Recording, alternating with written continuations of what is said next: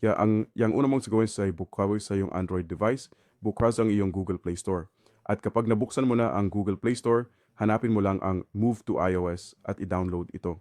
Kaya sige, i-download mo na ang Move to iOS mula sa Google Play Store at pagkatapos ay buksan ito. Kaya kapag buksan mo na ito sa iyong device, tanggapin ang patakaran sa privacy ng Apple. Kaya i-click ang agree at sasalubungin ka ng mga screen card ng mga pwedeng gawin sa app. I-click lang ang continue mula rito. Pagkatapos, pwede mong basahin ang mga tuntunin at kondisyon. Pero ako, i-click ko na lang ulit ang agree at para sa pagpapadala ng data ng paggamit ng app, i-click mo lang na automatic kong ipadala. At para sa pahintulot ng lokasyon ng app, i-click ang continue at ibigay ang mga pahintulot na kailangan nito.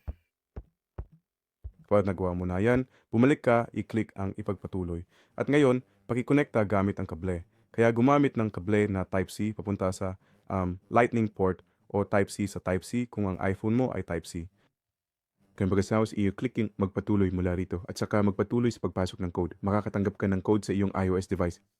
Mula doon, magpatuloy ka na lang. Ipasok mo ang code dito at ikonekta mo lang ang iyong device sa iPhone. At pagkatapos, magagawa mo nang ibahagi ang iyong mga mahahalagang impormasyon tulad ng contacts, messages, mga litrato at video, pati na rin ang data ng Google account habang pinananatili mong malapit at konektado ang dalawang telepono sa pamamagitan ng Wi-Fi. Ngayon, nais pang paraan na pwede mong subukan. Kung ayaw mong gamitin ang app, ay pwede kang mag-transfer gamit ang Google accounts. Kaya sa iyong Android device, isync mo lang ang iyong data sa Google account mo. Ngayon, para naman sa iPhone, ang kailangan mo lang gawin ay buksan ang App Store, gamitin ang search bar at itype lang ang Gmail at i-download mo lang ang Google Mail app.